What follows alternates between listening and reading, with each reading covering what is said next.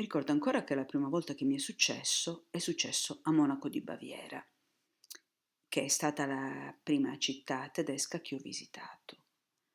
Allora, io stavo a Monaco da un bel po' di tempo, ci ho trascorso circa un anno e mezzo, ero molto giovane, ero iscritta al primo anno dell'università.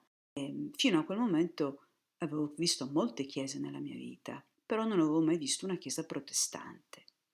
E ricordo perfettamente come rimasi davanti alla facciata della chiesa, bellissima, piena di ghirigori, minareti, cose appiccicate a destra e a sinistra, e dissi: "Ah, che bella, andiamo a vedere com'è questa chiesa da dentro."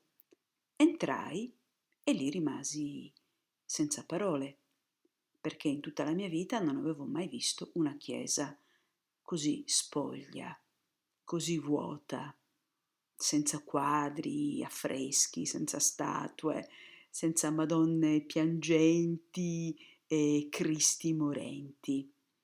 E quella fu la prima volta che mi resi conto che le chiese protestanti, luterane, sono diverse dalle chiese cattoliche.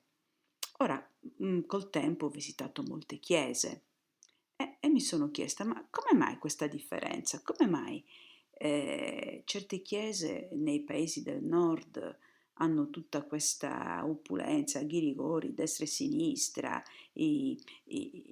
tutte le figure che si arrampicano, eccetera, i vetri colorati, bello, però poi entri dentro e non c'è neanche un quadro appeso, sembrano quasi dei posti da iconoclasti.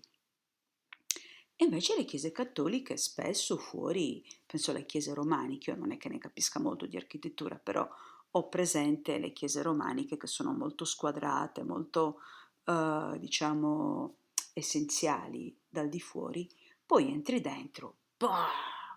E ti si spalanca un mondo appunto pieno di 20.000 Madonne, di Cristi morenti e poi gli affreschi, soprattutto gli affreschi, tutti lì sullo sguardo e vieni travolto da questi angeli, i putti, tutte le cose, poi tutto così plastico, così cinematografico.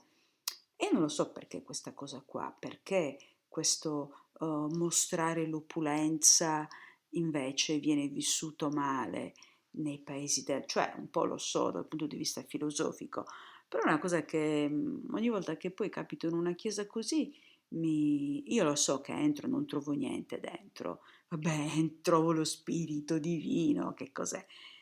Però non trovo né quadri, né statue, né Madonne.